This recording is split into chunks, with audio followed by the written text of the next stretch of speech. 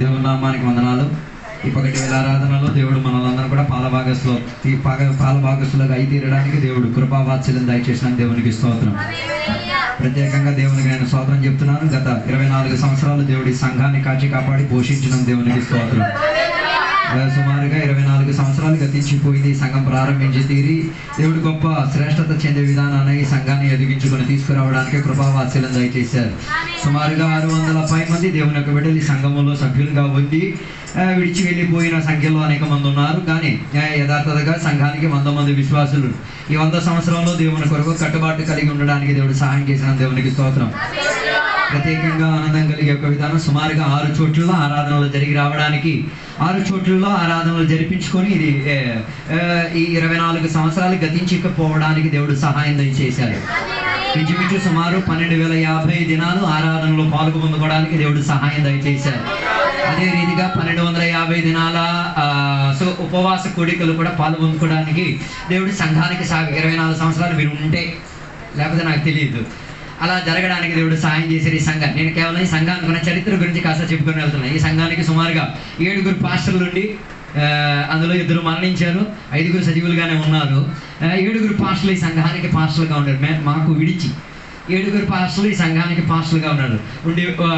అందులో 2 దేవుని సన్నిధిలో నిద్రించుకోవడానికి ఉన్న భాగ్యం వారికి దొరికి తీరింది. అలాగే దేవుడి సంఘానికి దేవుడు పోషించుకుని తీసుకెళ్ళడానికి కృపావాత్సల్యం దయచేసి తీరారు. అదే రీతికి ఈ సంఘంలో పెద్దరికం వహించి తీరడానికి సుమారుగా 8 మందిని దేవుడు ఎంచుకొని తీరారు. మన మణి అంకుల్ గారు ఉన్నారు, తర్వాత చౌదరి అంకుల్ గారు ఉన్నారు, తర్వాత కొండమ్మ ఉన్నారు, తర్వాత సింహాచలమ్మ ఉన్నారు, ప్రధాన అంకుల్ గారు ఉన్నారు, చిన్న వాళ్ళ అక్క ఉంది, తర్వాత చివరిగా మా అమ్మ, ఇలాగా 7-8 మంది ఉన్నారు. ఈ సంఘానికి పెద్దరికం వహించి సలహాలు ఇప్పించుకొని ఆత్మిక విషయంలో, ఆర్థిక విషయంలో అన్నింటిలో కూడా వారి సదుపాయం సహాయాలు చేసుకొచ్చి తీరారు. అలాంటి ఒక గొప్ప ప్రణాళికలో ఈ సంఘాన్ని దేవుడు నడిపించుకుని తీసుకొచ్చారు. సుమారుగా ఈ 24 సంవత్సరాల్లో 3 లక్షల రూపాయల వరకు కరెంటు బిల్లు సంఘం కట్టింది. సంఘ బిడ్డలు ఎవరు అడిగే విషయం ఏం లేదు, కానీ మనం కట్టేస్తున్నాం అని తెలియట్లేదు. మేము బోధిస్తున్నాం. సుమారుగా 3 లక్షల రూపాయలు దేనికి ఖర్చు పెట్టాం? కేవలం కరెంటు బిల్లుకే ఖర్చు పెట్టాం. సుమారు 20 మంది భక్తులు సంఘములో నుంచి మరణించిన వారు ఉన్నారు. అందులో ఒక శిశువు ఉన్నాడు. ఆ శిశువు కూడా ఈ సంఘం మూలంగా మరణించి తీరడానికి 7 గృహ ప్రతిష్టలు జరగడానికి దేవుడు సహాయపరిచారు. అదే రీతిగా 8 మంది పిల్లలను డెడికేట్ చేయడానికి ఈ సంఘం ద్వారా దేవుడు సహాయపరిచారు. 2 పరిశుద్ధ వివాహాలు ఈ సంఘంలో జరగడానికి దేవుడు సహాయపరిచారు. 24 సంవత్సరాలు ఉన్న చరిత్ర చెప్పినప్పుడు ఎందరు ఇందులో ఉన్నారో ఎందరూ లేరో నాకు తెలియదు, కానీ ఈ రీతిగా వెళ్ళడానుకున్న క్రమావళి దేవుడి సంఘానికి దయచేసుకు తీరారు. 24 సంవత్సరాలు గతించి తీరింది. ఈ సంఘంలో చాలా మంది చాలా వాగ్దానాలు చెప్పారు. సంఘం కట్టించి ఇస్తాం, అది ఇస్తాం, ఇది ఇస్తాం. 3 చెప్పారు, స్థలాలు ఇస్తారు. చెప్పిన వాళ్ళు ఆరాయి చెప్పేసి వెళ్ళిపోయారు తప్ప స్థలాలు ఏమి మనకి దొరకలేదు. కానీ దేవుడు 24 సంవత్సరాల్లో కూడా దేవుడు మనకి స్థలాన్ని ఇచ్చిన దేవునికి స్తోత్రం. ఇంత గొప్ప శ్రేష్టత చెందే విధానంగా దేవుడు ఈ 25వ సంవత్సరం అయినా సంఘం నెరవేర్చి అడుగు పెట్టాలని చిన్న గారికి కలిగిన దర్శనాన్ని బట్టి దేవునికి స్తోత్రం. నేను అనుకుంటున్నా, ఎలాంటి దర్శనం కలిగిన వారు కొందరు దేవుడు లేపుతున్నారని. చిన్నగారి మీ దర్శనం బట్టి స్తోత్రం. నేను కూడా ఆ దర్శనంలో పాలభాగస్సును వహించి తిరగడానికి ప్రార్థన చేస్తున్నాను, చెయ్యూతని చిత్తిస్తున్నాను. ఆ దర్శనం చాలా గొప్పది. దావీదు చెప్పిన ఒక మాట ఉంది, నాకైతే నివసించడానికి ఇల్లు ఉంది, నేను సేవించే దేవునికి నివసించడానికి కాదు, కానీ దేవుని యొక్క ప్రజలుగా కూడొచ్చి తీరడానికి ఒక చోటు లేకపోవడం దౌర్భాగ్యం అనుకొని ఆయనకు కలిగిన స్తోమత ప్రకారంగా దేవుని ఆలయం కట్టించుకోవడానికి మనస్తత్వం కలిగి అలా మనస్తత్వం కలిగి వస్తే వెరీ గుడ్. 25వ సంవత్సరంలో 6 చోట్ల ఆరాధన అయిపోయి 7వ దాంట్లో ప్రవేశిస్తాం. 7 పూర్ణతకు సాక్ష్యం అయితే తీరుతున్నది. సుమారుగా 1000 రోజులు సండస్కలు జరిపించడానికి దేవుడు సహాయపరిచారు. ఈ 24 సంవత్సరాలు 50 దినాలు నేను చర్చికి రాలేదు. 24 సంవత్సరాల సంగతి చెప్తున్నాను. 50 దినాలు నేనేం చేయలేదు, చర్చికి రాలేదు. ఆదివారం అంటే అది వేరే పనులు, వేరే చర్చికి వెళ్ళి అది వేరే విషయం. ఈ చర్చిలో పాలభాగస్సులు 50 దినాలే ఈ 24 సంవత్సరాలు. హల్లెలూయా, హల్లెలూయా. 50 దినాలు అని చెప్పి 1 సంవత్సరం. Praise the lord. చరిత్ర చెప్పినప్పుడు ఏమైనా అర్థమవుతుందా? నీ చరిత్ర కూడా ఎలాగే మిగిలి తీరాలి. దానికోసం ఈ చరిత్ర గురించి నేను ఇవన్నీ కూడా పోయిన రోజు కూర్చొని ట్రైన్లో కూర్చొని ఆలోచించినప్పుడు ఇవన్నీ నాకు గుర్తుకొచ్చి తీరింది. 24 సంవత్సరం అయింది. అందరూ 24 సంవత్సరాలు ఉన్నారో అని చెప్పడానికి అవ్వదు. నేనున్నాను, మా నాన్న, మేము కుటుంబం 24 సంవత్సరాల నుంచి ప్రతి ఆరాధనలో మేము పాలు పంచుకొని వస్తున్నాం. చాలా మంది వస్తున్నారు, పోతున్నారు, చాలా మంది ఉంటున్నారు, అవన్నీ జరుగుతూ ఉంటాయి. దేవుడు వాటిని దీవించును గాక. ఇప్పటి వల్ల మనం చదివిన వాక్య భాగంలోకి మనం తిరిగి వద్దాం. లేవియాకాండం 13వ అధ్యాయం దాని మొదటి వచనాన్ని మనం చదువుకుందాం. మరియు యెహోవా మోషే అహరోనులకు ఎలాగూ సెలవిచ్చెను, ఒకని దేహ చర్మమందు వాపు గాని పక్కు గాని నెగనెగలాడు మచ్చ గాని ఉండి వాని దేహ చర్మమందు కుష్ఠ పొడి వంటిది. చాలు, అక్కడ రాయబడిన వాక్య భాగము లేవియాకాండం 13వ అధ్యాయం కుష్ఠం గురించి రాయబడినట్టుగా మనకి కనిపిస్తున్నది. బైబిల్లో రెండే విషయాలు పాపానికి సూచించటంగా మనకి, ఒకటి కుష్ఠం, రెండోది పులుపు. ఈ రెండింటిని కూడా పాపాన్ని చూపించుకు తీరడానికే బైబిల్లో స్పష్టంగా రాయబడి ఉన్నది. అలాగైతే ఇక్కడ రాయబడిన ఈ వాక్య భాగములో కుష్ఠ రోగాన్ని పాపము కింద ఎంచుకు తీరే విధానంగా దేవుని యొక్క ఇశ్రాయేల్ సమాజానికి దేవుడు గుర్తించినట్టుగా మనకి కనబడుతున్నది. లేవియాకాండం 13వ అధ్యాయం దాని మొదటి వచనం నుంచి 8వ వచనం వరకు చదివినప్పుడు ఈ కుష్ఠానికి చెందిన లక్షణాలు ఏంటో మనకి కనబడతాయి. అదే మనం చదివిన వాక్యంలో చూసాం, తొక్కు వస్తుంది, తెల్లగా వచ్చేస్తుంది, ఇలాంటి 8 వచనాల వరకు చదివితే మనం చూడగల ఈ కుష్ఠ రోగానికి ఉన్న సిమ్టమ్స్ ఏంటో, లక్షణాలు ఏంటో మనకి కనబడుతున్నాయి. దాని తర్వాత 9వ వచనం నుంచి 17వ వచనం చూస్తే ఆ కుష్ఠ రోగం పాపానికి సాదృశ్యం అన్నది రుజువుపరచుచున్నది. 18వ వచనం నుంచి 23వ వచనంగా చదివినప్పుడు మనకి కనబడేది ఆ కుష్ఠ వ్యాధి పాపానికి సాధారణపు తీర్పునిచ్చేటట్టుగా అక్కడ రాయబడి, అంటే తీర్పు అంటే పనిష్మెంట్ ఇచ్చేటట్టుగా, ప్రతివిధిని ఇచ్చినట్టుగా మనకి కనబడుతున్నది. దాని తర్వాత 24వ వచనం నుంచి 28వ వచనం వరకు చదివేటప్పుడు మనం చూడగలిగేది ప్రాధాన్యత చెందేటట్టుగా ఉన్న తీర్పును. కుష్ఠ వ్యాధి అన్న పాపం కనబడేసరికి ఇశ్రాయేల్ ప్రజల పట్ల జరిగిన తీర్పు గురించి అక్కడ రాయబడినది. దాని తర్వాత 29వ వచనం నుంచి 37వ వచనం వరకు చదవగలిగి తీరితే కుష్ఠం వచ్చిన ఒకడు గుడ్డివాడైపోతే ఏం జరిగి తీరేదో దాని గురించి అక్కడ స్పష్టంగా రాయబడి ఉన్నది. 29 నుంచి 37వ వచనం వరకు. దాని తర్వాత 38వ వచనం నుంచి 46వ వచనం వరకు చెప్పినప్పుడు చూడగలిగి కుష్ఠ వ్యాధి ఎంత తీవ్రత చెందేది, ఒకరి నుంచి ఇంకొకరికి వ్యాపరించి తీరేది, ఒకరికి ఇంకొకరికి ఏం చేసేది, ఒక్క గుంపులో ఉంచేసామంటే అది ఏం చేసేది, వారిని కూడా వ్యాపింపజేసి పాడు చేసి తీరేది. దాని గురించి చెప్పేటట్టుగా మనకి కనబడుతున్నది. చివరికి 47వ వచనం నుంచి 59వ వచనం వరకు చదివితే చూడగలిగి వారి అంగీలు, వస్త్రములు కూడా అదే రీతిగా వారు నివసించిన గుడారాల లోపల కూడా ఏమొచ్చి తీరేది, దీని తీవ్రత వ్యాపించి తీరేది. ఇంత చెప్పేటప్పుడు మీకు ఏం అర్థమైందో లేదో నాకు అర్థం కాలేదు. నాకు మాత్రం ఒక విషయం అర్థమైంది, పాపం ఎంత తీవ్రం అన్నది. నీ నుండి ఇంకొకటిలోకి ఏం చేస్తుంది, ట్రాన్స్ఫర్ అవుతుంది. నీ నుండి నీ ఇంటికి వస్తుంది, నీ నుండి నీ బట్టలకు వస్తుంది. ఇది వ్యాఖ్యానపరిచి ముగించే లోపల ఎంత ప్రైజ్ లో చెప్తారో లేదో చూద్దాం. హల్లెలూయా. పాపం అంత గట్టిది, పాపం అంత గొప్పది, పాపం అంత ప్రాధాన్యత చెందేది చెప్పడానికి కూడా, కానీ అది ఒకరి నుంచి ఇంకొకరిలోకి ఏం చేస్తుంది, ప్రవహించుకు తీరుతుంది. హల్లెలూయా. ప్రశ్న, దేవుని బిడ్డలని పాపులని పిలవచ్చా? దేవుని బిడ్డలని పాపులని పిలవచ్చా? మరేమని పిలవాలి? దేవుని బిడ్డలని పాపులని మనం పిలవలేం. కారణం ఏంటిది, యేసయ్య రక్తం ద్వారా కడగబడి విమోచన పొందిన తర్వాత ఆయన పాపి అన్న పేరు రాదు, పాపం చెయ్యడానికి కూడా ఛాన్సెస్ ఉంది. అర్థం కాలేదు? నీకు నచ్చితే, నీకు ఇష్టం అనిపిస్తే, నీకు నచ్చకపోతే పాపం చేయకుండా ఉండొచ్చు, నీకు నచ్చితే పాపం చేయొచ్చు. అందుకే అలాంటి వారిని పాపి అని పిలువరు. పాపి కన్నా హీనముడే అని పిలవచ్చు. పాపికి కనీసం రక్షణ అయినా ఉంది, కానీ దేవుని యొక్క వాక్యం తెలిసిన వారు ఎవరు కూడా ఏం చేయడానికి వెళ్ళరు, పాపం చేయడానికి వెళ్ళరు నిజాయితీగా. కానీ కొందరు వెళ్తున్నారని మన విషయం కాదు, వాళ్ళమంత అభిమాన పురుషులు కదా, మనం వాళ్ళకి ఏం చెప్పలేము. అందుకే నేను చెప్పి రావడానికి ఉన్న సారాంశం, పాపం అంత గొప్పగా ప్రాధాన్యత చెందే ఒక విధానం. అందుకే పాపానికి 7 రీతిగా బైబిల్ ఏం చేస్తున్నది, వ్యాఖ్యాన పరిచి చెప్తున్నది. మొదటిదిగా మనం చూడగలిగితే పాపం రావడానుకున్న కారణం ఏంటి, కుష్ఠం రావడానుకున్న కారణం ఏంటిది అంటే ఆదాము చేసిన పాపం మూలమే కుష్ఠం ఏమై తీరింది, అందరిలోకి వ్యాపరించుకుంది. దానికంటే 3వ అధ్యాయం 17వ వచనం చెప్తున్నమాట, ఒకడి అతిక్రమము మూలముగా అందరిలోకి ఏమై తీరింది, కుష్ఠ వ్యాధి రోగాలు.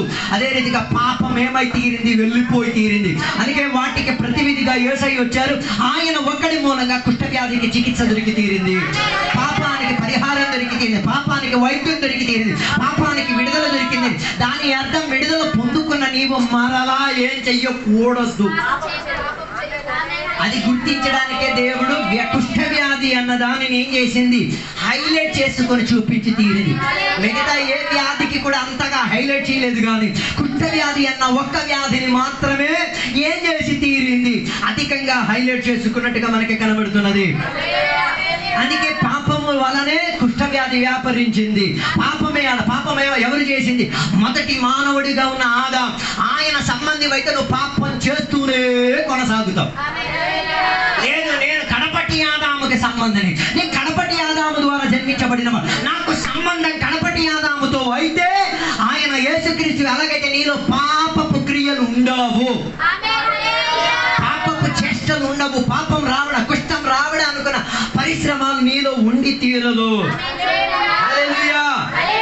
దౌర్భాగ్యమా భాగ్యమా తెలుసో తెలీదో నాకు తెలియదు, కానీ బైబిల్లో మాత్రం ఇద్దరు ఉన్నారు దేవుని బిడ్డలే, వారి మీదకి కొట్టం వచ్చినట్టు బైబిల్ రాయబడం. దాని అర్థం సంఘంలో ఉండి రక్షణ పొంది కష్టం తెచ్చుకోవచ్చు. మొదటి అమ్మ పేరు ప్రవక్త అమ్మ మరియమ్మ, మిరియామమ్మ. మరియమ్మ కాదు. Okay okay, very good very good very good, బాగానే వెలుగుతున్నా. అమ్మ నువ్వు పాస్టర్ గారి వ్యతిరేకంగా నువ్వు మాట్లాడి దగ్గర కొట్టు, నో ప్రాబ్లం. కష్టం వచ్చి సత్యం మేము చెప్తాం.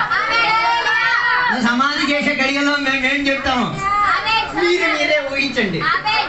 హల్లెలూయా. అందుకే పాట రాశాడు, భలే రాశాడు, జీవించేది ఒక్కసారి, కుష్టం తెచ్చుకొని జీవించకుండా నీతియుక్తమైన జీవితం జీవించుకు తీరు. మిరియాములాగా. మిరియాంకేమొచ్చి తీరింది? దేవుని సన్నిధిలో ఉంటూ ఉండగానే అరే వాళ్ళ అన్నయ్య పెళ్లి చేస్తాడు, ఆడికి వాళ్ళ భార్య కొన నీకెందుకు? నీకు సంబంధం లేని విషయంలో నువ్వేం చేయడానికి మనకి చెప్పాలి. సైలెంట్ గా నీ పని నువ్వు చూసుకోవచ్చు చెప్పాలి. అందుకే ప్రత్యేకంగా అభిషేకం చేయని, ఉపవాసం చేసేవాడు, ఆరాధన చేసేవాడు, దేవుడితో మంచి అందరూ డాన్స్ చేయడానికి వెళ్ళొద్దు, తట్టుకోలేవు. హల్లెలూయా. అందుకే మిరియాముకు వచ్చింది. రెండోదిగా ఒక రాజు, ఏంటి ఆ రాజు పేరు చెప్పగలుగుతారా? ఉసియా రాజుకు కూడా కష్టం వచ్చింది. ఎక్కడ? దేవుని ప్రత్యక్ష గుడారం లోపల. వీడు రాజే, వీడు కూడా ఏం చేయడానికి ఇష్టపడ్డాడు తెలుసా? నేను కూడా ఏం చేస్తాను, బరి చెప్పండి వస్తుంది కష్టం. నీకు లేని పద్యం నువ్వు చేయడానికి వెళ్ళకూడదు. నీకు ఒక పరిచయం ఉంటే దేవుడు సంఘానికి అది బోధిస్తాడు. ఏడ లేని రెకార్డ్ డాన్సులు, బయట డాన్సులు వద్దు.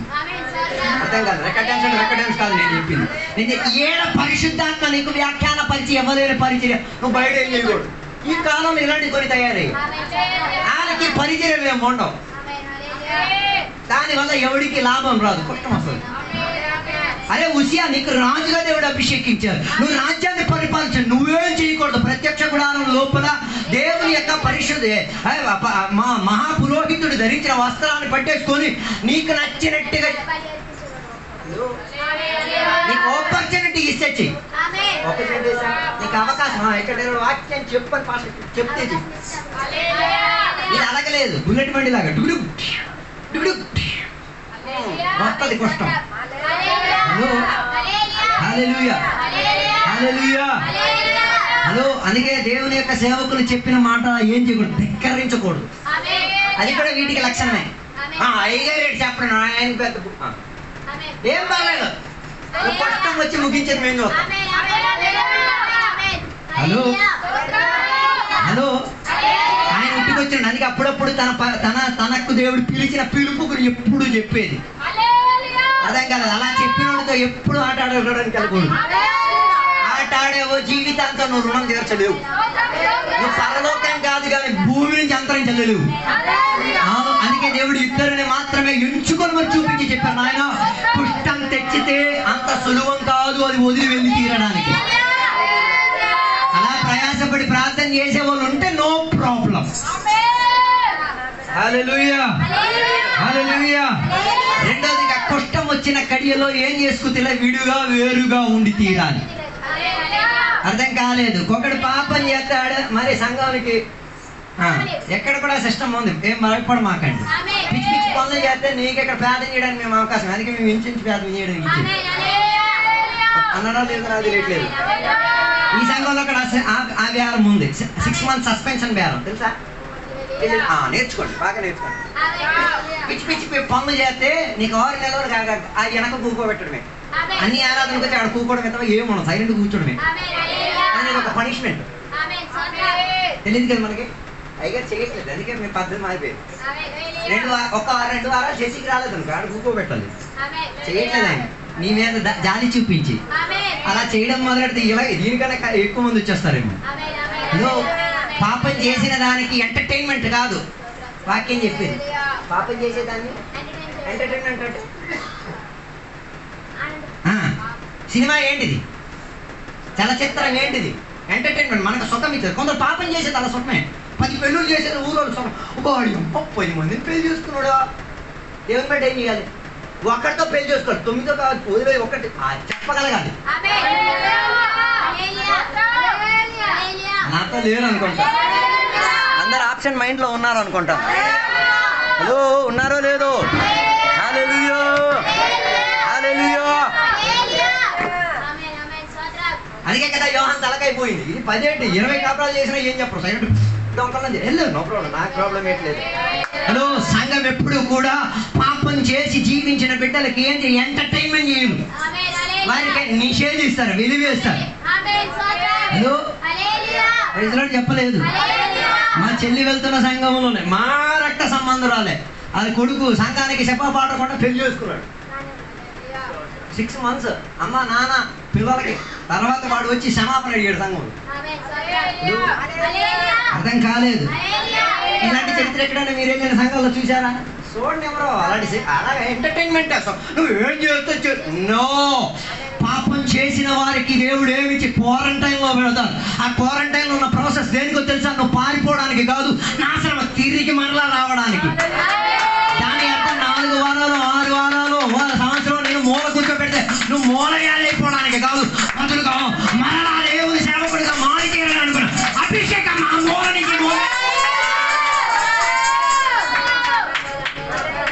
కలిసి కొట్టం వచ్చినోడికి దేవుడు విలువిచ్చింది. ఆడు పనికిరాడు దద్దమ్మ ఆడి టింగ్ టాంగ్ అని కాదు, ఆడు పనికి వచ్చి తీరాలి. ఆడి కాక కొంతకాలం ఏమొచ్చారు స్వతంత్రం చెప్పాలంటే ఏంటో విలువ వచ్చి తీరుతుంది. ప్రార్థన అంటే ఏంటో వాడికి విలువ వచ్చి తీరుతుంది. ఒక వాక్యం చెప్పాలా అంటే విలువ వచ్చి అర్థం. ఉదాహరణకి నన్నే 6 నెలలు కూకోబెట్టారు, పర్మిషన్ ఇవ్వండి ఇచ్చారు అనుకో, 6 నెలలు మీరు సిగ్గుతో చచ్చిపోతారండి. మనం సిగ్గుతో మూల కూర్చొని అన్ని చూస్తూ ఉంటారు. ఓ నాయనో, ఓ హల్లెలూయా చెప్పడానికి అవకాశం లేదు, ఓ ప్రార్థన ఒక వాక్యం చెప్పడానికి అవకాశం లేదు, ఒక మంచి మాట ముందుకు వచ్చి నేను సాక్ష్యం చెప్పడానికి అవకాశం. దేవా అవకాశం ఇవ్వు దేవా, పొరపాటు జరిగిపోయింది అయ్యా, తప్పు జరిగిపోయింది, నన్ను మన్నించదేవా. నేను మరలా ఆ చోట్ల కూర్చొని శిక్షకు పాత్రను కాకుండా విడుదల పొందితే మనలో ఎవరికంటే ముఖాలు ఇంటేసి పెట్టేస్తారు. బబ్బస్కాయ కన్నా ఘోరంగా ఊరు. హల్లెలూయా. దాని అర్థం కుష్టం మీలో ఉందని అర్థం. హల్లెలూయా, హల్లెలూయా. ఇశ్రాయేల్ సమాజానికి వ్యవస్థ అయితే సంఘానికి కూడా ఇదే వ్యవస్థితియే. అందుకే కదా బైబిల్ ఒక్కడు సంఘంలో పాపం చేసిన ఎడల ముందు సంఘంలో ఉన్న సంఘ కాపరి వెళ్ళి మాట్లాడాలి. సరే అవ్వలేదు అనుకో, సంఘం వెళ్ళి మాట్లాడాలా, ఆ సంఘ సభ్యులు వెళ్ళి మాట్లాడాలి. అన్నీ మానలేదు. చివరికి అడిగి ఏం చేయాలి? అప్పగించాల్సిన చోట్ల అప్పగించాలి. ఆ తెలుగు స్టేజీ వరకు ఇవ్వరు. నాకు తెలిసి పనిష్మెంట్ ఇచ్చే గడిలోనే నా ఫ్రెండ్కి ఏం చేసేది, చర్చిలో వచ్చిన ఒక అమ్మాయి ఫోన్ నెంబర్ తీసుకొని మెసేజ్ పెట్టాడు. ఆ పాప వెళ్ళి పాస్టర్ గారికి చెప్పేశాడు. సూపర్. అలాంటి పాప ఉండబట్టి నేను దేవుని స్వార్థం చెప్పి ఆడి చర్చిలో ఏంటి కీబోర్డ్ వాయించుకున్నాడు. పాస్టర్ గారు వచ్చాను, నాయన ఇక 2 సంవత్సరాలు నువ్వు చెప్పేది వేదిక మీద ఎక్కువ నా మూల కూర్చుంటాం, మొత్తం చీపురంతా తుడుతూ చర్చి మొత్తం కడుగుతాం, అన్ని నీ పనే. హైలైట్ విషయం ఏంటి తెలుసా? పాపకు కూడా చెప్పి వీడికి పనిష్మెంట్ ఇచ్చారన్న విషయం చర్చిలో ఉన్న వాళ్ళు ఎవరికి తెలియదు. వీడికి చెప్పి నీకున్న పనిష్మెంట్ ఉన్న విషయం చర్చిలో ఉన్న వాళ్ళకి 2 సంవత్సరాల వరకు ఆ చర్చి మొత్తం ఏం చూసుకున్నాడు, కొడుకున్నాడు, తుడుచుకున్నాడు, అన్ని చేసుకున్నాడు. అమ్మా అడిగినా కూడా ఏం చెయ్యలే. చర్చిలో పాస్టర్ గారు డిక్లేర్ చేశాడు, మా ఇక్కడి నుంచి మన కుమారుడైన ఫలానా కుమారుడు కీబోర్డు వాయించాడు. ఆడికి కొన్ని ఆత్మీక చర్యలో పరిచర్యలో వృద్ధి తెచ్చుకు తీరడానికి ఒక స్పెషల్ పర్మిషన్ ఇచ్చి ఆడికి గ్రాంట్ ఇచ్చి ఎవడు వాడికి ఏం అడగకూడదు, ఎందుకు దేనికి ఎలా చేస్తున్నావు ఏమి అడగకూడదు. ఆ 2 సంవత్సరాల లోపల ఆడు మార్పు చెందేసుకున్నాడు. ఆ పనిష్మెంట్ కి చివరిగా వచ్చి అయ్యగారు ఆ పాపకి మీ సమస్యలో నేను క్షమాపణ అడుగుతా. ఆ పాప నేను రాను ఆశ నేనున్నాక నీకేది టెన్షన్ రాలేదు. ఆ పాప పాస్టర్ గారి సమక్షంలో పాప పాపని పిలిపించి ఏం చేశారు? ఆ క్వారంటైన్ ప్రాసెస్ లోనే వీడు మార్పు చెందేసి ఇప్పుడు ఒక అభిషిక్తుడిగా దేవుని కొరకు పరిచయం చేస్తున్నాడు. అదో కుష్టం వచ్చిన దానిని ఎంటర్టైన్మెంట్ చేసే సంఘాలు కాదు దేవుని సంఘం. పాపం చేసిన వాటిని ఏం చేయరు. ఇక్కడ ఎంటర్టైన్మెంట్ ఏమి ఉండదు. మేమంటే మంచి టైమింగే. మూడవదిగా చెప్పబడిన మాట మనం చూడగలిగి తీరితే పాపం వచ్చిన సరిహద్దులో ఏమై తీరితే పాపం త్వరగా వ్యాపరిస్తాయి. యాకోబు పత్రిక 1:15 చెప్తున్న ఒక మాట.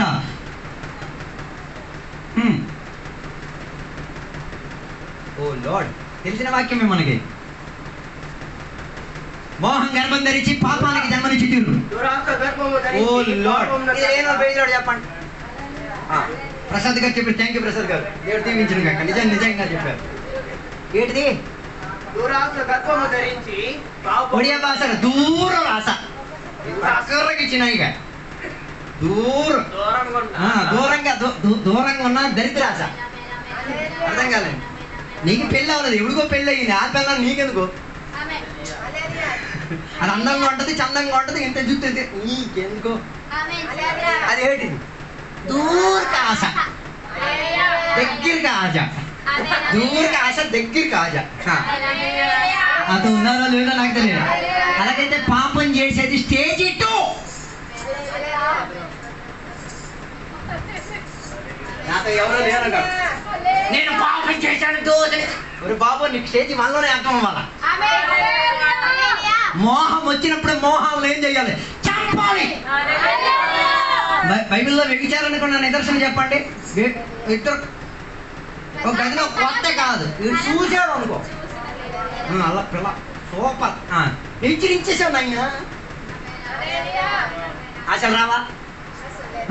నువ్వు పక్కడ ఐస్ క్రీమ్ తినవు, నీ నోట్లో కూడా వస్తుంది. వచ్చినప్పుడు రక్తం జై నువ్వు నాలుక నా నీ దేవుని సంఘానికి అవయవు. ఇంకా వస్తావా? కావాలంటే జీవైరెట్టీస్ కట్టేస్తాను. ఇంట్లో నాతో లేదు అనుకో. లేదు, ఏ అమ్మాయిని చూస్తే బయటకు నువ్వు కూడా ఏం కొనుక్కో. గుర్రానికి 2 ఉన్నాయి, అవి కొనుక్కో. లేకపోతే డాష్ బోర్డు మీద మీ ఆవిడ ఫోటో పెట్టేసుకో. చూసుకో, అటు చూసేటోళ్ళు. అర్థం కాలేదు. పాపం చేసిన తర్వాత క్రమం చేయడానికి కాదు. మోహం వచ్చేటప్పుడు దేవుని బిడ్డలు ఏం చేయాలి? దాని అర్థం కుష్టం వస్తే క్విక్ గా ఏం చేయాలి? అందుకే మిమ్మల్ని ఎలాగ ప్రతి వారం 2 రా బాబు అని పిలిపించేది. ప్రతి శుక్రవారం 2 రా బాబు, ప్రతి నెలకి కొడుకు 2 ఇంటి కొడుకు పెట్టండి రా బాబు. ఎందుకు? నీ క్విక్ గా పని జరిగిపోతాయి. యాకోబు పత్రిక 1:15 ప్రకారంగా మోహం గర్భం ధరించి, మామూలుగా ఒక కుమారుడు కుమార్తె పెళ్లి చేసుకొని గర్భం ధరించుకొని శిశువు కనడానికి ఎన్ని? 9 నెలలు 15 రోజులు. ఇప్పుడు నాకు జవాబు, మోహం గర్భం ధరించి పాపానికి జన్మించడానికి ఎంత టైం కావాలి? క్షణమా? 0.0000 టక్ అయిపోతుంది. ఉదాహరణ వెళ్తున్నాం, అక్కడి నుంచి వెళ్తున్నాం 0.2 సెకండా? అర్థం కాలేదు. అందరు నాతో లేరు అనుకోండి. హలో, అంత శీఘ్రంగా త్వరగా ఏం చేసి తీరేది? వ్యాపారించి తీరేది. అలాగైతే అలా చేయకుండా ఉండి తిని అంత యాక్టివ్గా ఉండి తీరాలి. అందుకే స్పందన అంత స్పార్కింగ్ గా ఉండి తీరాలి. మోహం వచ్చేటప్పుడే దానిని ఏం చేయాలి? వద్దు, నాకు ఈ మోహం వేసినాము, ఈ మోహం క్యాన్సర్ అయిపోను కాక, ఈ రెక్కరాసి దూరైపో. అప్పుడప్పుడు చిన్న చెప్తూ ఉంటాడు, ఓ సైతాన్, డాగ్ సైతాన్. హిందీ అర్థమని చెప్పాడా ఏంటో నాకు అర్థం కాలేదు. ఒకటి మాత్రం అర్థమైంది, మోహం వస్తే నేనేం చేయను? జన్మానిచ్చి తీరను. హలో, అలా గుడ్డి తీరడానికి దేవుడు నీకు కీవించడు. క్విక్ గా ఏం చేయాలి? ఇన్స్టెంట్ గా నువ్వు పరిచర్య చేసి తీరాలి. పని చేసి బైబిల్ చెప్పేది తీర్పు తీర్చకుడి.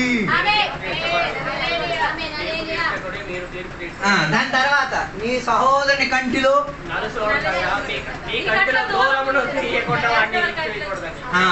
అంటే తీర్పు తీసే ముందు నువ్వు నీ కంటిలో ఉన్నదని నువ్వు చూసుకో. నువ్వు చూసిన తర్వాత పరాయి కూడా నువ్వేం చేసుకో, చూసుకోవడానికి వెళ్ళు. దాని అర్థం నువ్వు చూసుకోవడానికి టైమే నీకు ఉంది.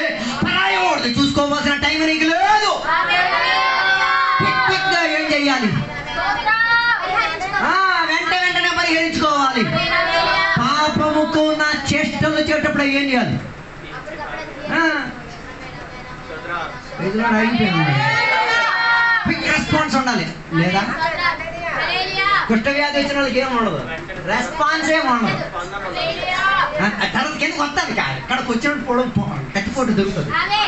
హల్లెలూయా, హల్లెలూయా. అందుకే నాలుక గురించి బైబిల్, నీ నాలుకని నీవేం చేసుకో, నీ అధీనంలో కంట్రోల్ చేసుకొని ఉంచుకో. నాలుక కంట్రోల్ చేయడానికి ఇంకేం మార్గం? అన్ని భాష మాట్లాడి దేవునికి స్తోత్రం చెప్పడం కోరే సార్. మాట్లాడలేరా? నువ్వు కంట్రోల్ చేయాలి. దీనికి కంట్రోల్ లేదు, నీ అవే ఏటికి కంట్రోల్ ఉండవు. ఆడికి కన్ను కొట్టేస్తా చాలు. ఈ నాలుగు కంట్రోల్ లేని నువ్వు వాటి వెళ్ళిపోతావు. Hello hello. అందుకే చిలిపితనం మీదనే పిల్లలకి యాకో పత్రిక, నాయన నాలుక అప్పుడు కంట్రోల్ మీద రక్కు. నీ నాలుకని నీవేం చేయాలి? నియంత్రణలో ఉంచగలిగిన అవయవం మొత్తం ఏమై తీరుతుంది? నియంత్రణలో క్విక్ రెస్పాన్స్ అది.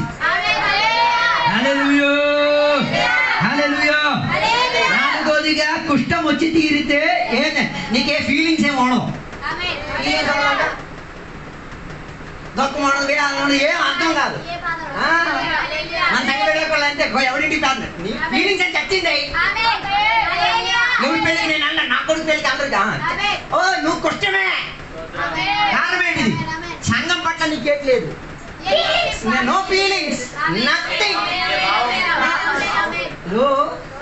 కొంత పెళ్లి చెప్పరు కుష్టం, కొందరు వాక్యం అదే కుష్టం. కారణం ఏంటి? ఫీలింగ్స్ లేదు. ఆత్మీక పాటకి ఫీలింగ్స్ లేవు, ఆత్మీక ఆరాధనకి ఫీలింగ్ లేదు, ఆత్మీక వాక్య పరిచయకి ఫీలింగ్ లేదు, ఆత్మీక విషయాలకి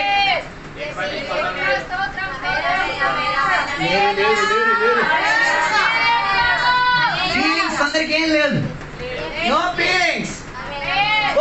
రొప్పి వారికి ఏదంటే ఫీలింగ్స్ రాయి.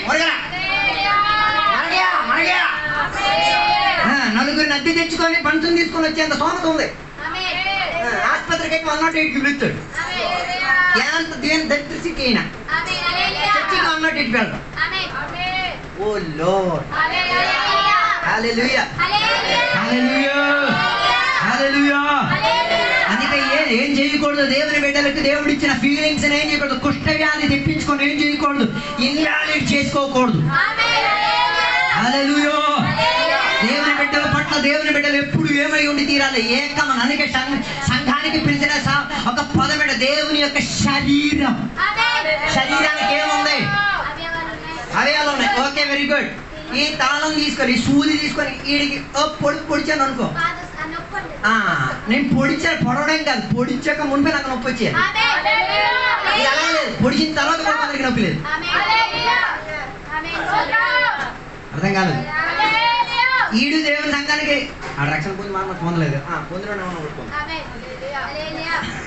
ఏసే రక్షణ రక్షణ పొంది మన మా పరిశుద్ధాత్మ పొంది జీవించిన దేవుని బిడ్డ, దేవుని బిడ్డ. ఆడిని నేనేం చెప్పినా పొడిచినా అందుకే క్షమాపణ అడిగేది. కొన్నిటికి సారీ లారీ లేదు, మూతిమూరియే, సారీ లారీ లేదు. సారీ చెప్పడానికి సిగ్గు కాబట్టి లారీ అయిపో. లారీ అది ఇంటికి ఫోన్ చేసి అది చేసేటప్పుడు ఆమెకు అట్లేదు సారీ చెప్పడానికి అవకాశం. Sorry lorry, sorry lorry. చిన్నగా నేను బాగుపడ్డాను, డైరెక్ట్గా నేను చెప్పలేను కదా. పెద్ద చిన్నవాడిని ఎలాగ చిన్న ఇంటికి వెళ్తాను, చిన్న ఇదిగో ఒక 5,000 ఉన్నాయి తీసుకో. చిన్నగా అట్లా అయిపోయింది. ఓ సారీ చెప్పడానికి మనం లారీ అయిపోయాడు. కానీ సారీ చెప్పి లారీ చెప్పేటప్పుడు ఏమవుతుందో తెలుసు, ఒక శుద్ధీకరణ. హలో. అందుకే దేవుని ఏం చేయకూడదు. నిన్న మేము ఒక గృహ ప్రతిష్ఠకి వెళ్ళినట్టు మేము అందరం భాషలో కూర్చున్నాం. మా మధ్యలో ఒక పెద్ద కొండబాబుయే వచ్చి కూర్చున్నాడు. కూర్చున్నాడు బాగానే కూర్చున్నాడు, తిన్నాడు. మేము కూర్చొని తింటున్నాడు. ఆయన అడవడేటో తెలియదు కానీ మళ్ళీ రెండో ట్రిప్కి పరిగెట్టాలి. కొంచెం చెప్పేసి వెళ్ళాలి, సారే నేను ఇక్కడ కూర్చొని చెప్పాను. మాకేం తెలుసు. ఆయన వచ్చి కూర్చొని వెళ్ళిపోయాడు. మేము మాటల్లో హడావిడిలో ఉన్నాడు. తిరిగి వచ్చిన తర్వాత కూర్చుని ఇంకో పాస్టర్ వచ్చి కూర్చుండిపోయాడు. పక్కన ఇంకొక చీర అవతల ఉందలే. ఆయన వచ్చి గజ్జిరేస్తున్నాడు. ముక్కుమని జండొక్కి కౌతులి పోయి పొక్కించి బయట పొక్కేలా దొరలో పొక్కి చెప్పేసి వెళ్ళాలి కదా. ఆయన తిట్టేస్తున్నాడు. చిన్న పక్క ఇంకో చీర ఉంది కదా కూర్చోండి సార్ అంట. మామూలు దగ్గర పోతున్నాడు. మాకు అర్థమైపోయింది ఈసారి లారీ లేని కాడికి రేని మాకు అర్థమైపోయింది ఇది కుష్టం వెంటనే అయ్యారు ఒరే అలాంటి కుష్టంతో మనం ఏం పెట్టుకోవద్దురా మళ్ళీ అయ్యి వాటిని ఏం చేయలేము మళ్ళీ 7 సార్లు కాదు నేను 72 సార్లు ముడిగిన పోవది హలో నాతో ఉన్నాను అందుకే మనతో కొందరు స్పాంటేనియస్ గా రెస్పాండ్ అయ్యే కానీ కొట్టం నేను ఎవరైనా తిడుతున్నాడా అర్థం చేసుకో కుష్ట్ నేను ఎవరైనా వాళ్ళు కుష్ట్ మనసులో చెప్పుకో బయట చెప్పమాక దెబ్బలు కాస్తాం నేనైతే నేను తిడుతున్నాడా బండ బూతులు తిడతాడు కుష్ట్ శుద్ధి ప్రాప్తం సేవ అపవిత్ర అర్థం చేసుకోండి అందుకే ఎవడు మమ్మల్ని తిట్టినా మనం రెస్పాండ్ కావట్లేదు ఈ ఫీలింగ్ హర్ట్ అవుతాడని తెలుసు తాత లిస్ట్ పేరు పెట్టి కూడా తిట్టడం తెలుసు మన వాళ్ళకి ఫీలింగ్స్ ఉంది అందుకే నిన్నేం చేయట్లేదు అప్పుడు మీరు తైగో మీరు వాక్యం ద్వారా పుల్లు తిట్టేస్తున్నారు కదా చెప్పింది అప్పటిదే తర్వాత ఏం గుర్తులేదు నాకు గుర్తురాడు ఆ టెండెన్సీలో వచ్చినావు కాబట్టే కదా ఈ ఫీల్డ్ ఉంది అర్థం కాలేదు నన్నే పొడి చేసి వెళ్ళిపోయినాడు మళ్ళీ నేనే ఫెయిల్ వస్తానంటే గుండె దేవుని కృపండి ఇంకేం కాదు అందుకే ఒకరి పట్ల మనకేముంది ఫీలింగ్స్ ఉన్నాయి నా ఫీలింగ్ నీకేం కాకూడదు హర్ట్ అవ్వకూడదు అందుకే దేవుడు మనసాక్షి మనకి ఇచ్చింది కుష్ఠవ్యాధి వస్తే మనసాక్షి కూడా దండెట్టేస్తాము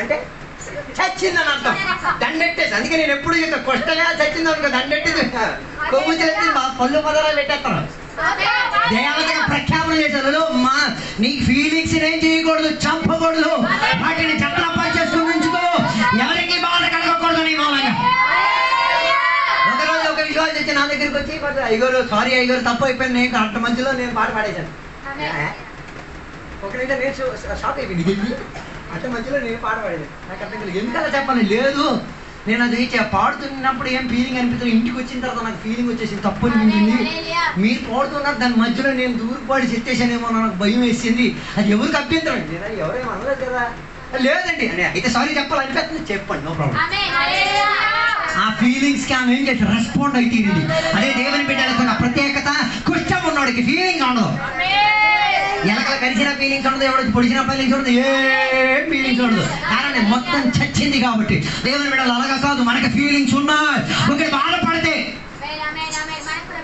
ఇటు కోస్తే ఆటోమేటిక్ రెస్పాండ్ అయిపోద్ది అర్థం కాలే ఒకటి హెచ్చి కోసం మూట మోస్తున్నాడు మొయ్యనోడికి అర్థమైపోవాలి ఏంటి ఆ బాధపడుతున్నారు అర్థం కాలే లేని వాటికి ఏమోనో మోర్ చేత్ర మోర్ తోరు చేత్ర తోరు నీ యాత్ర నీది నా యాత్ర నాది వెరీ సే ఫీలింగ్స్ పుట్టం వచ్చినట్టుగా ఏముండదు ఏ ఫీలింగ్స్ ఉండదు ఫీలింగ్స్ ఉండాలి దేవుని బిడ్డలకి ఫీలింగ్స్ ఉన్నాయి అందుకే ఒక రోగిగా ఉంటే మనం ఏం చేయడానికి వెళ్తున్నాం రోగి అయినప్పుడు ఎవడు దర్శించరా నువ్వు వెళ్ళలేదుగా నీ ఫీలింగ్స్ అవుతున్నాడు మరి ఫీలింగ్స్ వస్తుంది పాస్టర్ కదా తప్పదు ఫీలింగ్స్ ఉన్నా లేకపోయినా ఏం చెయ్యాలా తప్పదు కొన్నిటికైతే ఇష్టపూర్వకంగా కాదు కష్టపూర్వకంగా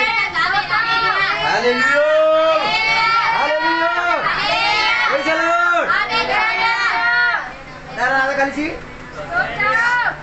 అలా ఫీలింగ్స్ లేకపోవడం వలన మరణానికి కుష్ఠవ్యాధులు చచ్చేది వాళ్ళ కుష్టం వల్ల కాదు కొత్త ఇన్ఫర్మేషన్ కుష్ఠవ్యాధులు మరణించేది కుష్టం వలన కాదు ఇంకా దేని వల్ల మొత్తం మెల్లిమెల్లిగా స్పర్శ లేకుండా పోతుంది కుక్క వచ్చి తిన్నాడికి అర్థం కాదు ఈ పడుకున్న టైంలో కుక్క వచ్చే ఏం అర్థం కాదు మీరు ఏ నీళ్ళు పోసిన కొన్ని విశ్వాసాలకు అంతే నో ఫీలింగ్ పాటగా బోగాడు చెప్తూ ఉంటాడు అలాగే చెప్తుండే మన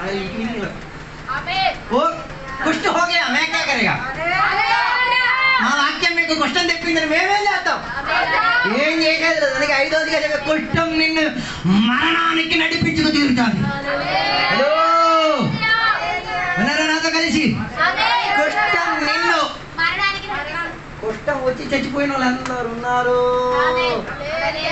మనం మాత్రం కాకూడదు, కుష్టం వచ్చి మనం చావకూడదు. అందుకే ఏం కావాలి?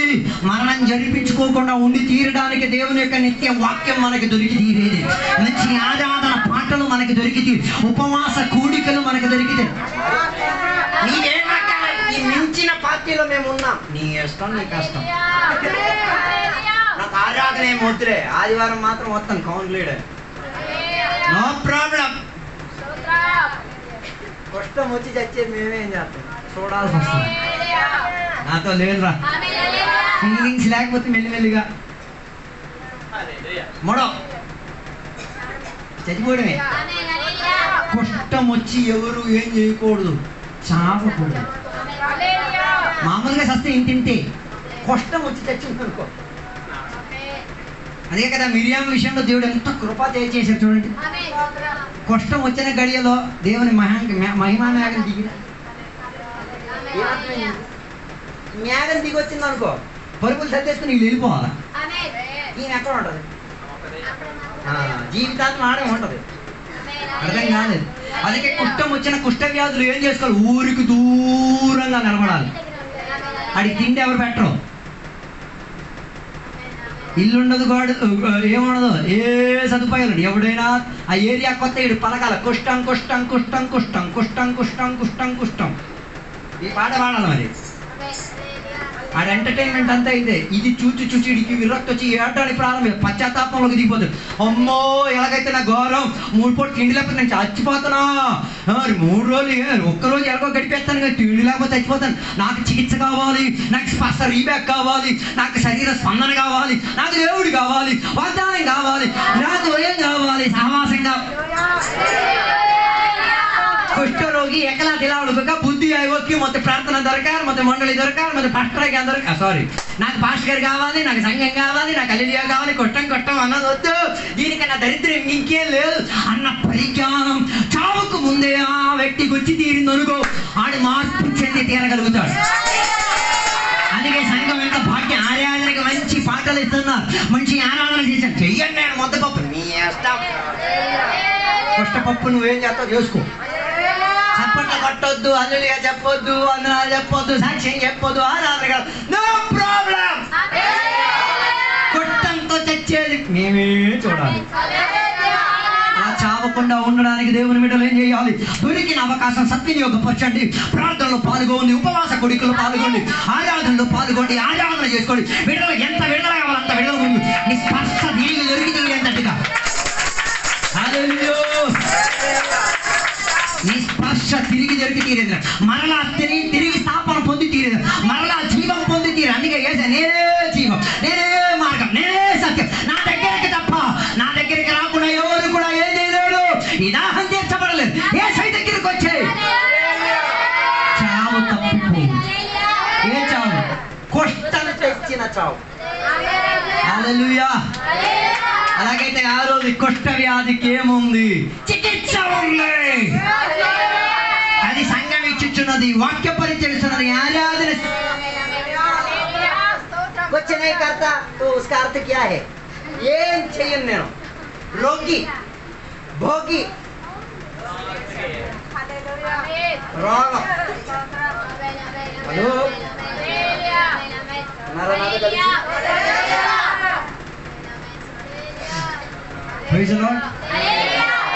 ఈ చికిత్సకి ఏముంది? వైద్యం ఉంది. వైద్యం ఉంది. అది దేవుని బిడ్డలకి ఫ్రీగా ఉచితంగా దొరికేదే. ఆ వైద్యం నీ కుష్ఠ వ్యాధిని ఏం చేసి నయపరిచి తీరుతుంది, బాగుపరిచి తీరుతుంది, తిరిగి స్థాపించుకు తీరుతుంది, ఆత్మికగా అభిషిక్తుడిగా మార్చి తీరుతుంది. తప్పులు పొరపాట్లు జరగొచ్చు కానీ మరలా జరిపించుకు తీరడానుకున్న వైద్యం తెచ్చుకోమాకండి. దాన్ని మునుపుటనే వెంటనే ఏం చేసుకు తీరాలి? క్లియర్ చేసుకు తీరాలి, బాగుపరుచుకు తీరాలి, క్రమపరుచుకు తీరాలి. అవకాశం మనకి ఎప్పుడు? మొన్నే శనివారం శుక్రవారం రోజు ఒక కుర్రోడు, కేవలం 29 సంవత్సరాల కుర్రోడు, ఆ బైబిల్ కాలేజ్ చదివాడు, అలా సేవ పరిచయం బయటకు వచ్చాడు. ఒక్క కిడ్నీ 2 పోయినాయి, మనోడు టప్పున అయిపోయాడు. With in a span of 3 వారాల లోపల మనిషి శరీర ప్రకృతి మొత్తం మారిపోయింది, చిరిపోయాడు. ఆయన గురించి కొంత సాక్ష్యం చెప్పేటప్పుడు వినేటప్పుడు నాకు ఆశ్చర్యం కదా. దొరికిన అవకాశాలు మొత్తం ఏం చేసుకున్నాడంట, దేవుని కోసం పని చేసుకున్నాడు. ఇంట్లో నుంచి ఒకటిగా దేవునికి నమ్ముకున్నాడు. ఇంట్లో ఉన్న ఆయన తొలిమేశారు. అయినా వాడు బైబిల్ కాలేజీలో ఉండి, అందరి ఇళ్లలో ఉండి పరిచర్యలు చేసి, సహాయాలు చేసి, సేవకులు సహాయాలు చేసి మంచిగా అనేకులకు దేవుని యొక్క శుభ సందేశాన్ని ఏం చేసుకోగలిగిన, అనుభవించుకోగలిగి తీరాడు. తనకి దొరికిన ఛాన్స్ అతి తక్కువలోనే, ఆ ఛాన్స్ లోపలే ఆయన ఏం చేసుకున్నాడు, దొరికిన అవకాశాలు కష్టం రాకుండా అందరికి విడుదల ఇప్పించుకు తీరేటట్టుగా.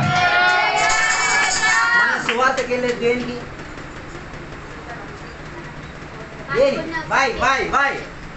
కుష్ఠరోగి జిల్లి. నేను కుష్ఠ వ్యాధినై ఉండేవాడు. ఏ కుష్ఠ వ్యాధి? అబద్ధం అన్న కుష్ఠ వ్యాధి ఉండేది. సినిమా అన్న కుష్ఠ. ప్రసాద్ గారు అయితే ఏం చెప్తారు, తాగుడు అన్న కుష్ఠ వ్యాధి.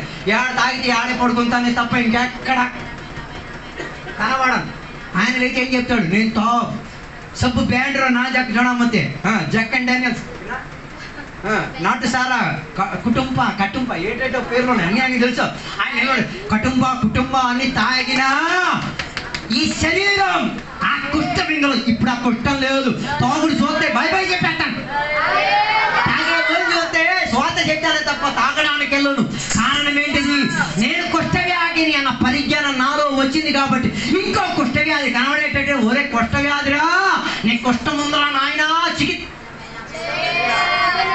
మరి చెప్పలేని పరిస్థితి అంటే మీరే ఊహించాడు. సే కుష్ఠరోగి తు నో కైవా కుష్ఠరోగి, ఏ కుష్ఠరోగి సే కుష్ఠరోగి వాళ్ళ బొచ్చి పడిపోరా. అందుకే బైబిల్ చెప్తాను, సువార్త చెప్పుట ఎంతో భాగ్యం చెందేది. సువార్త చెప్పిన వారి పాదం, చెప్పని వాడి పాదం కాదు, ఓళ్ళంత దరిద్రం. వాక్యం రాయబడ్డది మీరు ఊహించుకోవాలి. మరి సువార్త మీరు తాగుతామని పర్లేదు. సువార్త చెప్పిన వాడి పాదం సొందరం, మిగతావన్నీ సొందరమే కదా, అంతే కదా, వ్యాఖ్యానం అంతే కదా. సువార్త చెప్పనోడు హల్లెలూయా కాదు, హల్లెలూయా తగ్గొట్టదు. సో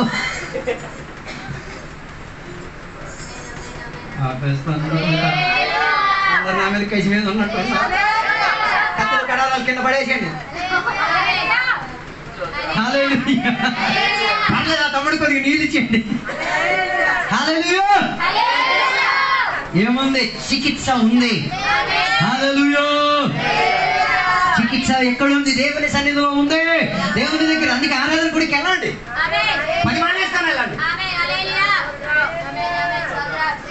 సుందర రైతు రేవు घोड़ा तिलक की चला, गोरा तिलक की चला, लाल रंग तिलक की चला, चामन चाय अलग की चला, పౌడర్ డబ్బా తీసి మనవ దొరకరు. పౌడర్ డబ్బాలు ఏం కొట్టక్కర్లేదు. నువ్వు అందగాడివే.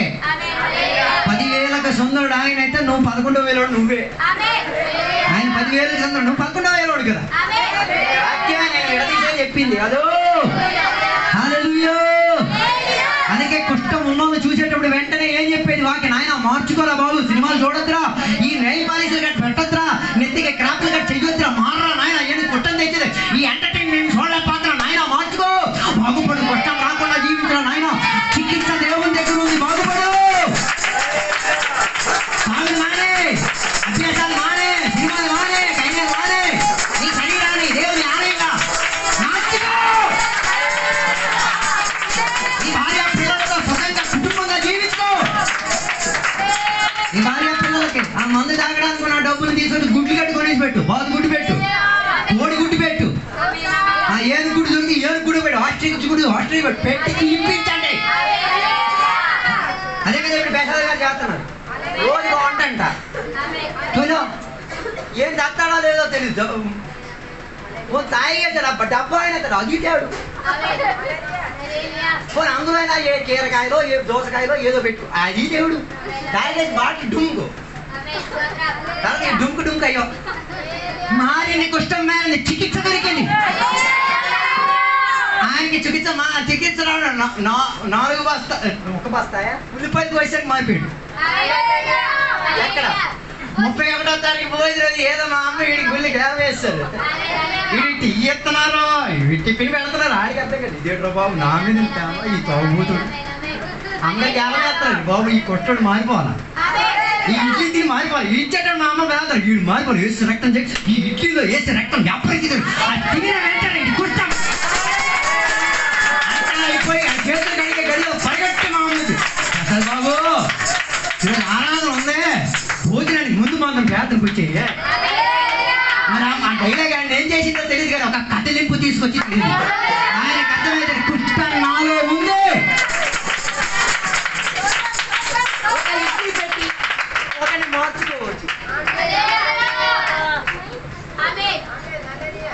సాక్షి ప్రత్యక్ష నేనేమైనా అబద్ధం చెప్తున్నా ఆయన చేత అడిగించుకోండి హల్లెలూయా అలాగే ఆయన కాదు మీరు కూడా ఉన్నారుగా హల్లెలూయా హల్లెలూయా నవీనైతే చిన్న పొడువే చచ్చిపోయాడు సీరియస్ అందరూ డాక్టర్లు చెప్పి చచ్చిపోలేడు అయితే లేదు బతికలేడు బతుకుతాడు రామ తీసుకొచ్చాడు చచ్చిపోతాడు అయిపోయింది లేదు ఇది బతుకుతాడు ఓ ప్రార్థన చేసి ఇంటికి తీసుకెళ్ళి మసలు వారం ఫ్యామిలీ సిక్కర్ రావడం మారింది మారింది మారింది ఏ రోగానికి ఎక్కడ చికిత్స లేకపోయినా దేవుడి దగ్గర ఏ సైడ్ దగ్గర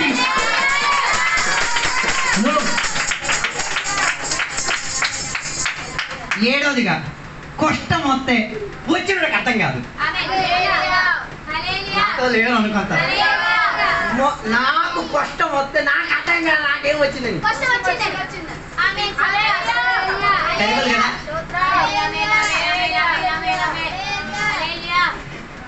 కారణం ఏంటిది ఈ కష్టం వస్తే ఫస్ట్ వచ్చేది ఏడే మనకు కనబడదు కలిసి వాడు పాపంలో జీవితాన్ని కనబడదు నేను సినిమా చూస్తే నీకేటి అది కనబట్టలేదు మరి నేను 10 పెళ్ళిళ్ళు చెప్తే నీకేటి అది కనబట్టలేదు తప్పని నాతో లేవు అనుకుంటా నేను ఆరాధనకు రా అది తప్పని అది కనిపించట్లేదు ఆరాధనకు రా హల్లెలూయా కదా ఆరాధనకు హల్లెలూయా ఆరాధనకు రాకపోవడం అది కష్టమని ఎవడో ఒకడు ఏం చేయాలి మెచ్చేటి ఫంక్షన్ పెట్టుకొని తినిపించుకోకూడదని వెళ్ళి తినకూడదు అన్న విషయం ఏం చేయాలా ఆడికి తప్పండి ఆడేం ఆలోచించు 1,60,000 వస్తుంది ఈ పాస్టర్ కూడా అలాగే అంటాడు 1,60,000 చూడాలి పాస్టర్ మాట చూడాలి అక్కడ ఒక పోరాటం జరిగిపోద్ది పాస్టర్ మాట ఒక పక్క 1,60,000 ఇంకో పక్క అది చెప్పేటప్పుడు అన్నయ్య పడవచ్చు ఒరే చెయ్యరా నేను కూడా 60 ఇస్తాను అప్పుడు అది 2,10 అయిపోయింది అమ్మో పాస్టర్ గారు మమ్మల్ని క్షమించండి దాంతో 10,000 అట్టుగా అయ్యారు 10,000 నువ్వు తీసుకుని వెళ్ళిపో నాకు హలో కుష్ఠ వ్యాధి వస్తే మనకే కనబడదు ఇంకోటి అందుకే మేము వాక్యం చేసి చెప్పేది మాకు కనిపిస్తుంది ఏ సై దగ్గరికి ఎంతమంది 10 కుష్ఠ వ్యాధులు వచ్చారు 10 కుష్ఠ వ్యాధులు వచ్చి అందరికీ ఏసీ ఏం చేశారు స్వస్థ ఎంత తిరిగి వచ్చారు దోచడం పోలే దొడకాయో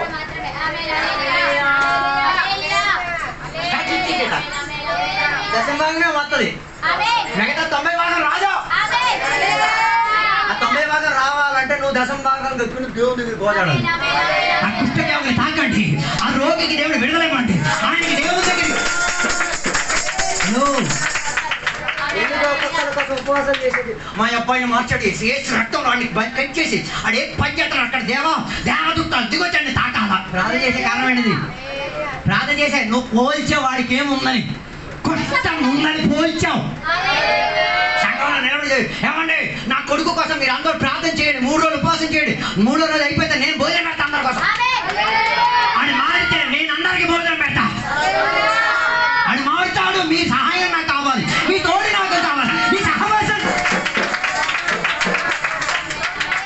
ఇదే పరిచర్య కుష్ఠవ్యాధికి చికిత్స ఉంది కుష్ఠవ్యాధి పోల్చొచ్చు యాజకులు ఏం చేసేది పోల్చి బట్టలు మొత్తం ఊడవిక్తారు ఎవడిది కుష్ఠం ఉన్నాడు బట్టలు మొత్తం ఊడవిక్కేసి వాడికి ఏం చేస్తారు క్వారంటైన్ కుష్టం అని చెప్పేసి ఊరు పొలిమేర కాడికి ఏం చేస్తారు వదిలేస్తారు అక్కడ నుండి ఇడు ఏం చేస్తారు బాగుపడే జరిగి భాగ్యం గురించి ఏంటంటే బైబిల్లో కుష్ఠవ్యాధి వచ్చి నాశనం అయిపోయిన వాళ్ళ గురించి పెద్దగా ఏం పట్టించుకోలేదు, కానీ బాగుపడిన వాళ్ళ గురించి భయపడరండి. ఆ కుష్ఠవ్యాధులు మారి ఇదిగో నేనే మారుతూ ఉన్న కుష్ఠవ్యాధి నేను చెప్పలేదా మీరు? ఈ కుష్ఠవ్యాధి మారింది. ఈ కుష్ఠవ్యాధికి స్పర్శ వచ్చింది. ఈ కుష్ఠవ్యాధికి ఏమొచ్చింది? విడుదల వచ్చింది. ఈ కుష్ఠవ్యాధి దేవునికి స్తోత్రం చెప్తున్నది. ఈ కుష్ఠవ్యాధి జీవితం మారింది. మీరు కూడా నాలాగైతే, లేకపోతే మీకే నమస్కారం. దేవుడి జ్ఞానం దీవించుగా. ఇప్పుడు చిన్నపిల్లలకి సాక్ష్యం చెప్పేసాము. చిన్నపిల్లలు నిలబడతారు, ఒక పాట పాడతారు, సాక్ష్యం చెప్తారు. పాట పాడే మంచి రాలేదు.